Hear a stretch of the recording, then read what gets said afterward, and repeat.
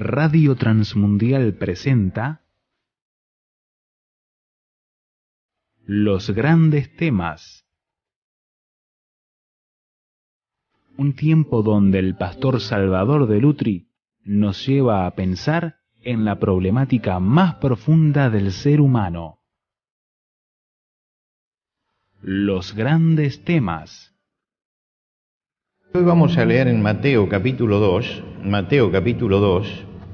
los primeros 12 versículos. Mateo capítulo 2, los primeros 12 versículos. Dice así: cuando Jesús nació en Belén de Judea, en días del rey Herodes, vinieron del oriente a Jerusalén unos magos, diciendo: ¿dónde está el rey de los judíos que ha nacido? Porque su estrella hemos visto en el oriente y venimos a adorarle. Oyendo esto, el rey Herodes se turbó, y toda Jerusalén con él, y convocados todos los principales sacerdotes y los escribas del pueblo, les preguntó dónde había de nacer el Cristo. Ellos le dijeron: en Belén de Judea, porque así está escrito en el profeta: y tú, Belén, de la tierra de Judá, no eres la más pequeña entre los príncipes de Judá, porque de ti saldrá un guiador que apacentará a mi pueblo Israel. Entonces Herodes, llamando en secreto a los magos, indagó de ellos diligentemente el tiempo de la aparición de la estrella, y enviándolos a Belén dijo: id allá y averiguad con diligencia acerca del niño, y cuando le halléis, hacedmelo saber, para que yo también vaya y le adore. Ellos, habiendo oído al rey, se fueron, y aquí la estrella que habían visto en el oriente iba delante de ellos, hasta que llegando se detuvo donde estaba el niño, y al ver la estrella se regocijaron con muy grande gozo. Y al entrar en la casa vieron al niño con su madre María, y postrándose lo adoraron. Y abriendo sus tesoros le ofrecieron presentes, oro, incienso y mirra. Pero siendo avisados por revelación en sueños que no volviesen a Herodes, regresaron a su tierra por otro camino.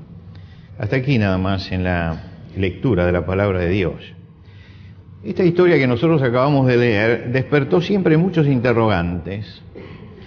¿Qué hay de verdad en estos hechos? Es la pregunta que muchos se hacen. ¿Qué hay de verdad en esto? ¿Puede ser que unos magos siguieran una estrella? La tendencia que hemos vivido de convertir los hechos que hacen al nacimiento de Jesús en un cuento infantil han ido desvirtuando el sentido y el contenido de lo que dice la palabra de Dios. Y también este movimiento alcanzó a la historia de los magos de Oriente, porque los transformó en reyes, cuando la Biblia nunca habla de reyes, le otorgó nombres y le cambió los lugares de origen, porque representaban los 3 continentes, etcétera. Les atribuyó un número de 3, y hasta reparten juguetes la noche del 5 de enero, ¿no? Es decir, todo esto forma parte de la mitología que hemos armado alrededor de esto. Y yo quisiera aclarar algunas cosas. Cuando uno lee la Biblia, está leyendo un libro que tiene 2000 años, este relato tiene 2000 años de antigüedad. Entonces, este relato debe ser contextualizado, ponerlo en el contexto. ¿Qué significa esto? Cuando uno lee, por ejemplo, el profeta Sofonías dice: Dios escudriñará a Jerusalén con linterna. Ahora, usted no se imagina que Dios escudriña con una linterna a pila, ¿no es cierto? ¿Y qué pensaba Sofonías cuando habló de linterna? Porque estamos hablando en un momento que la electricidad no se conocía. Quiere decir que hay que contextualizar el término como se usaba en aquel tiempo. Cuando salieron a aprender a Jesús, lo salieron a aprender con linternas. Quiere decir que la palabra hay que contextualizarla. Usted no puede imaginarse que andaban con una linterna de 4 pilas, ¿no?, buscándolo a Jesús. Linterna era otra cosa en ese momento. Y así muchas veces las palabras, cuando uno lee la palabra de Dios, cuando el escrito tiene 2000 años, hay que pensar en que los términos que se usan no son los mismos que usamos nosotros en este momento, no tienen el mismo valor.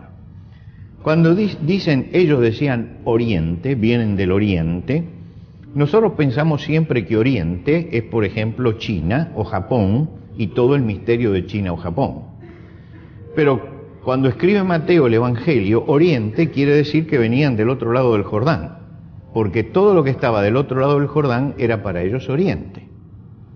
No tenían noción de que existía China, ni que existía Japón. Lo que estaba del otro lado, quiere decir que venía, todo lo que venía del otro lado era Oriente. Y todo lo que estaba de este lado era Occidente para ellos. Y ya nos estamos metiéndonos en el tema de los magos. No revestía entonces esto de Oriente el misterio que reviste hoy. No eran personas misteriosas, eran personas que venían del otro lado del Jordán, nada más. Cuando nosotros leemos magos, inmediatamente pensamos en David Copperfield, Harry Potter, y los más versados en Merlín, ¿no es cierto? Nosotros asociamos a eso. Pero en aquella época no eran seres míticos que hacían maravillas de este tipo. Entre los medos y los persas se conocían como magos a los hombres dedicados a la ciencia y sobre todo al estudio del cielo. Quiere decir que cuando leemos que venían unos magos del Oriente, tenemos que pensarlo como lo pensaban en aquel tiempo, que del otro lado del Jordán, en las tierras que estaban de aquel lado, venían unos sabios que se dedicaban a estudiar el cielo, y este es el sentido que tiene la historia. Si nosotros le metemos todo lo otro, entonces la convertimos en un mito. Pero lo que está diciendo es eso. Los escritores antiguos y los grabados antiguos, cuando por primera vez se empezó a dibujar y a hablar de los magos de Oriente, se hablaba de ellos como persas, y se los dibujaba y se los pintaba en las catacumbas con los trajes de los persas, con la vestimenta de los persas. Ellos tenían claro que venían del otro lado y que eran estos estudiosos, y no eran que hacían magia, como nosotros pensamos. Claro, lo más inquietante de todo esto no son los magos que vienen del Oriente, sino es la famosa estrella. La famosa estrella. ¿Qué vieron los magos? ¿Qué fue lo que vieron? La estrella está presente en todos los arbolitos, ¿vio? Se la ponen arriba, en el pesebre de Belén, en las propagandas, y hasta un famoso café de Buenos Aires lleva allí la buena fe, con la estrella. ¿Qué vieron los magos? Los magos vieron una estrella en el cielo. No se habla de un cometa, a pesar de que siempre se la dibuja como si fuera un cometa, pero acá se habla de una estrella nada más. Se habla de una estrella. Se lo debemos a un pintor prerrenacentista o renacentista para algunos, como el Giotto, que como estaba muy impresionado porque había visto el cometa Halley, cuando le pidieron que pintara el nacimiento de Jesús, pintó un cometa. Y desde allí se metió que el asunto era un cometa. Pero no es así, y muchos que estudiaron el tema, entre los que están Kepler, por ejemplo, que estudió el tema habla de conjunción de planetas. Otros hablaron del cometa Halley, pero resulta que el cometa Halley no pasó en la fecha en que Jesús nació, pasó antes. Entonces no podía hacer esto. Lo más aceptable en este momento es que los que ellos vieron fue lo que hoy se llamaría una nova o una supernova.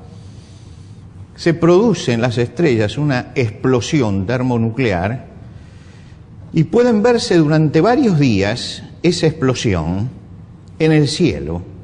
Y como la Tierra va girando y hay movimientos cósmicos, se ve como esto se va moviendo en el horizonte. Ellos vieron la estrella en el oriente y la volvieron a ver en Jerusalén, y allí la vieron como moviéndose hacia el lado de Belén. Fíjense que en el camino no se habla de la estrella. Ellos dicen, vieron la estrella en el oriente y la volvieron a ver en Jerusalén. Ahora es interesante, y usted dice, ¿qué fundamento científico tiene esto? En primer lugar, las novas, todos sabemos, son estrellas, por así decirlo, que estallan para desaparecer. Entonces esto lo conocemos.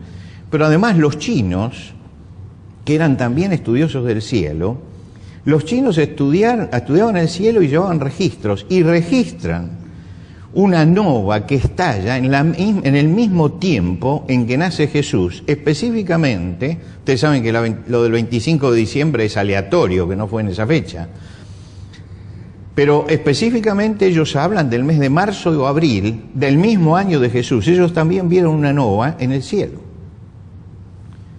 Quiere decir que este fue un fenómeno perfectamente natural que surge en ese momento, y más o menos puede estar, según los chinos, estuvo entre 70 y 72 días, que sería el tiempo que pueden usar los magos para llegar hasta el lugar. Es decir, pueden verla durante ese periodo. Ahora, ¿por qué salieron estos magos detrás de eso? Porque los chinos también lo vieron, el fenómeno, y lo registraron, pero a ninguno se le ocurrió salir, a ninguno se le ocurrió caminar. A ninguno se le ocurrió que esto era el rey de los judíos que había nacido. ¿Por qué se le ocurrió a estos magos de Oriente salir en ese momento? Es que si ustedes ubican dónde estaban los magos de Oriente estaban en lo que nosotros conocemos como Mesopotamia. En la Mesopotamia eran donde estuvieron, y los alrededores de la Mesopotamia, los medos, los persas, los caldeos, Babilonia, todo eso estaba en esa región, y era donde más se estudiaba el cielo, y se lo estudiaba tratando de encontrar relaciones con la realidad. Ahora, en ese lugar justamente, en ese lugar también de Babilonia, es donde las 10 tribus de Israel que se perdieron estuvieron allí confinadas, y donde el profeta Daniel estuvo allí. Quiere decir que era una tierra donde se conocía la promesa del Mesías. Se sabía del Mesías que iba a venir. ¿Por qué? Porque habían recibido 10 tribus que se perdieron allí, porque nosotros hablamos del pueblo hebreo como los judíos, pero es mucho más que los judíos. Son unas cuantas tribus, ¿no? Esas tribus fueron llevadas cautivas y se perdieron, se mestizaron en ese lugar, pero ellos llevaron todo esto y dejaron todo esto. Y fíjense que los magos, cuando vieron este fenómeno, y sabiendo seguramente las profecías de Daniel que marcaba el tiempo en que iba a nacer el Mesías, vieron este fenómeno y dijeron: es este Mesías que esperan los judíos, que tiene que haber nacido. Y entonces se pusieron en marcha, y cuando llegaron a Jerusalén, que era lo máximo que sabían, hasta ahí sabían que iba a nacer en esa tierra, ellos preguntaron: ¿dónde está el rey de los judíos que ha nacido? Porque su estrella hemos visto en el oriente y venimos a adorarle. Ahora, fíjese que ellos no dicen ¿dónde está un rey de los judíos que nació?, sino dicen el rey de los judíos. Ellos marcan que es la esperanza mesiánica la que ellos conocen, es el rey. Los judíos, cuando hablaban de sus reyes, era un rey más, pero el rey era el Mesías que iba a venir. Ellos creían en ese Mesías, por lo menos sabían de ese Mesías. Y por otro lado dice: venimos a adorarle. Y se adora únicamente a la deidad. Había una manifestación sobrenatural. Lo que quiere decir que estos hombres habían captado por lo menos ciertos principios de fe. Y esos principios de fe que ellos habían captado en ese momento, los movilizó a buscar cuando vieron esa señal, porque estaban atentos, porque estaban calculando los tiempos.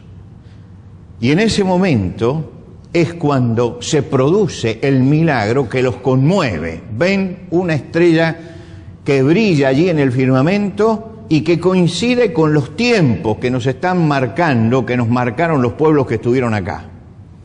Y no es extraño entonces que, siendo curiosos, investigadores, científicos, el científico siempre quiere ir más adelante y saber más, como científicos empezaron a lanzarse a la aventura de vamos a verlo al rey de los judíos que ha nacido, porque aquí está la señal y porque nosotros conocemos eso. Y es interesante esto por el contenido espiritual que tiene. Juan Crisóstomo, en el siglo IV de nuestra era, hizo una reflexión muy interesante acerca de los magos, que creo que puede servirnos tantos años después, tantos siglos después, esta mañana. Él dijo: no se pusieron en camino porque vieron la estrella. Vieron la estrella porque ya se habían puesto en camino. Piense usted, los chinos vieron también la estrella, pero no se pusieron en camino. ¿Por qué se pusieron en camino? No se pusieron en camino porque vieron la estrella, sino que vieron la estrella porque se habían puesto en camino. Es decir, que Dios miró el corazón de ellos, que eran personas que estaban interesadas en todo esto. No sabemos hasta qué grado el interés, pero ellos entendían que había una manifestación de Dios, por eso hablan de adoración. Y si hay una manifestación de Dios, entonces yo tengo que ir a verlo, tengo que verlo. Y Dios entonces los orienta para que vayan. Es el Dios que lo busca. El Señor dice en el profeta Amós, hay una frase que yo recordaba esta semana mientras pensaba en este tema: buscadme y viviréis, buscadme y viviréis. Ellos fueron a buscarlo, y por eso vivieron. La estrella misteriosa está diciendo que Dios nunca nos deja a nosotros en la desorientación, que Dios no genera nunca falsas esperanzas, que Dios no nos ahoga en la angustia de la impotencia. Y creo que estas son cosas fundamentales para tener en cuenta en el comienzo de un año. Dios no nos deja nunca desorientados, siempre va a marcar el camino cuando uno lo está buscando sinceramente. Recuerde la frase de Crisóstomo: no fue que se pusieron en camino porque vieron la estrella, sino que vieron la estrella porque ellos se pusieron en el camino. Cuando uno se pone en el camino, Dios siempre pone la estrella delante para orientarnos. Dios siempre está poniendo la estrella delante de aquellos que los buscan con sinceridad. No deja desorientado a aquel que lo busca. Puede ser que tenga que hacer un largo camino, puede ser, pero no deja desorientado a aquel que lo busca con sinceridad. No deja nunca desorientado. En segundo lugar, no genera falsas esperanzas. Ellos habían tenido el mensaje de los que pasaron por ese lugar, que les dijeron: el rey de los judíos va a venir y va a hacer esto. Y ellos empezaron a tejer una esperanza en eso que sabían. Dios no generó una falsa esperanza, no los hizo morir sin ver el resultado de la esperanza, sino que esperó el momento y les puso la señal para que ellos pudieran iniciar el camino, para que vieran que la esperanza que ellos tenían en el rey de los judíos, en la manifestación de Dios, era cierta en ese momento. Y tampoco nos ahoga en la angustia de la impotencia. Ellos pudieron hacer el camino y pudieron llegar. Y yo pienso que esto que estamos diciendo de los magos es algo que Dios ha repetido en la historia con todos los que le buscaron. Desde los primeros que buscaron el rostro de Dios, no sabemos cómo, en muchos casos, hasta nosotros, cuando lo hemos buscado, lo hemos encontrado.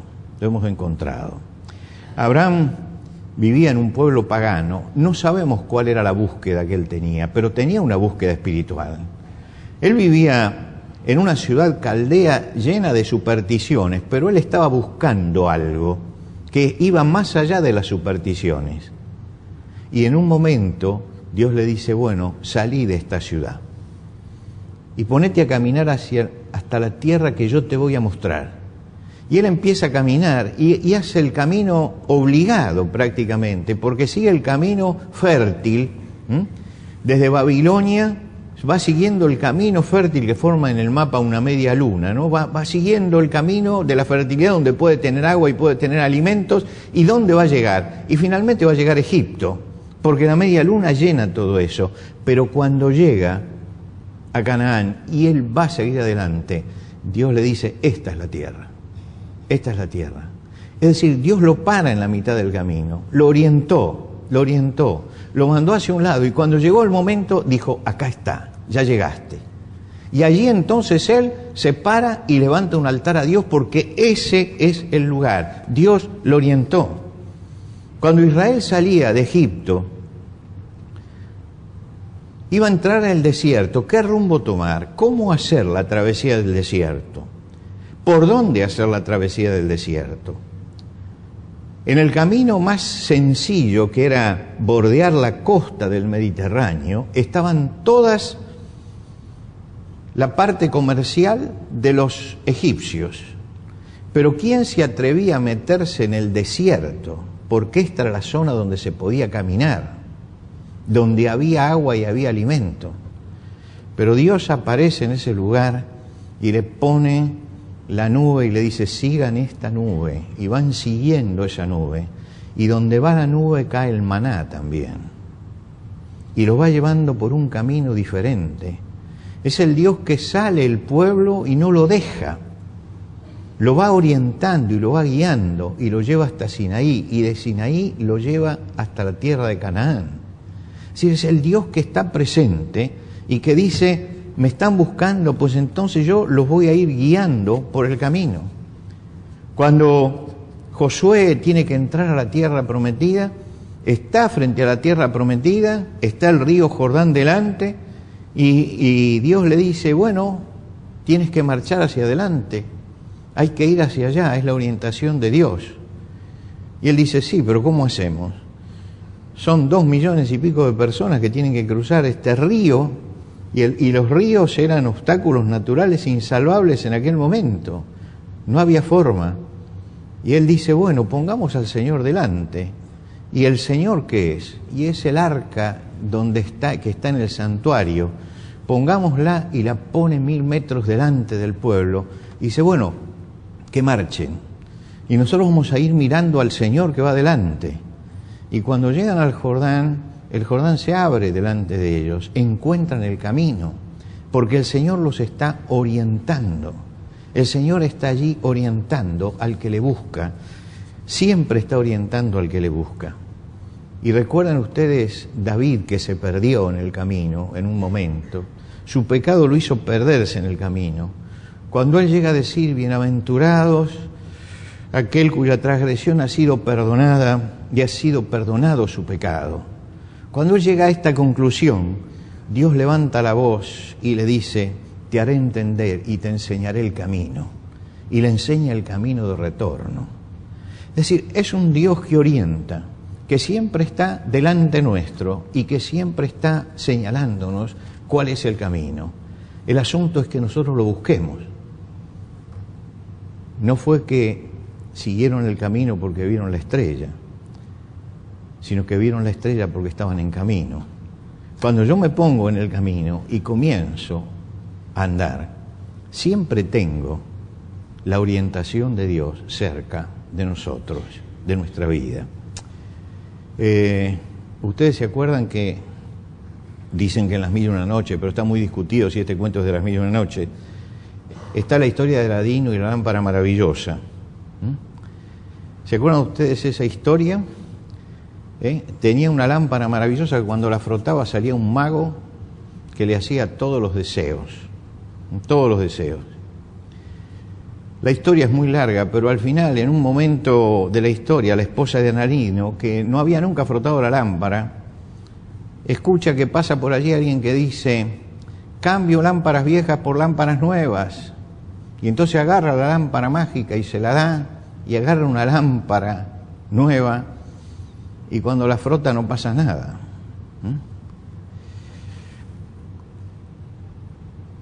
El salmista en el Salmo 119 dice, lámpara es a mis pies tu palabra y lumbrera, estrella.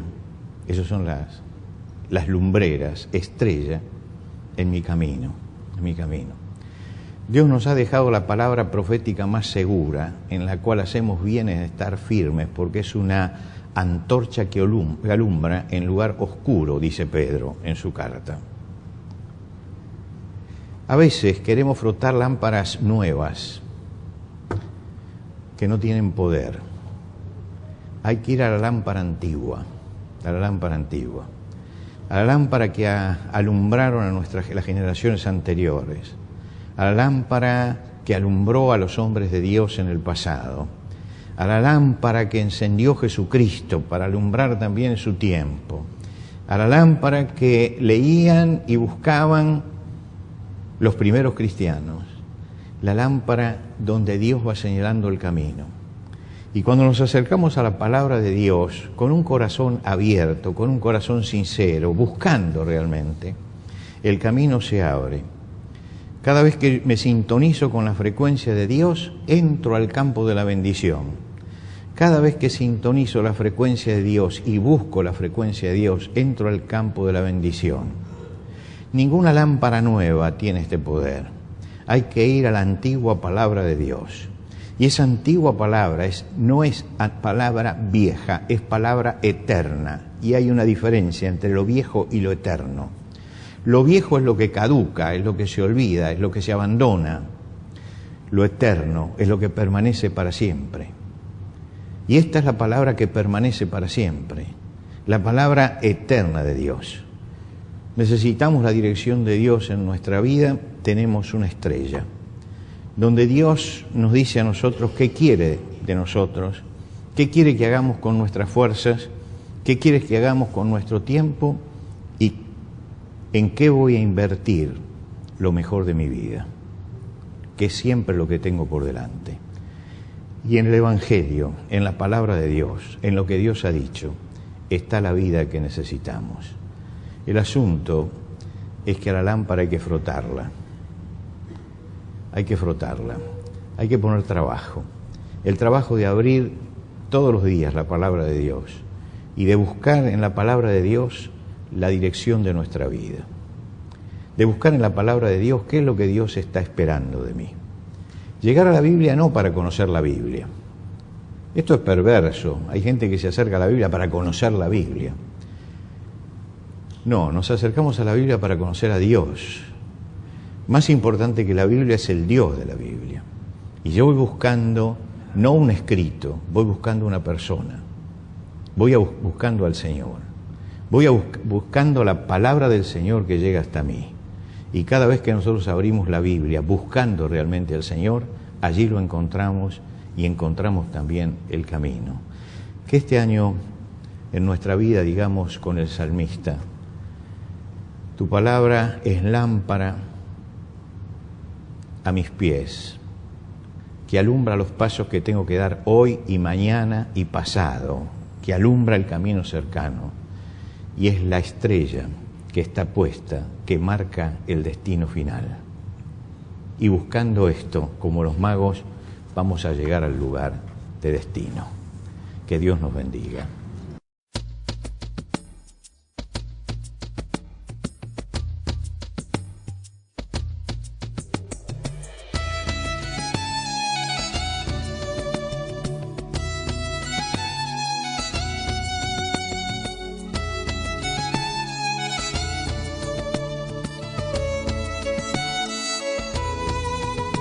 Antes de finalizar los grandes temas del día de hoy, les queremos dar los canales de comunicación donde usted puede entrar en contacto con el Pastor Salvador de Lutri. Por carta, hágalo a Los Grandes Temas, casilla de correo 5051, Montevideo, Uruguay. Los Grandes Temas, casilla de correo 5051, Montevideo, Uruguay. Y el correo electrónico, losgrandestemas@transmundial.org. losgrandestemas@transmundial.org. Nos encantaría escuchar de usted, saber cuáles son sus comentarios, preguntas, reacciones e inquietudes sobre el tema de hoy. Por ahora nos despedimos hasta otro espacio de Los Grandes Temas, una producción de Radio Transmundial.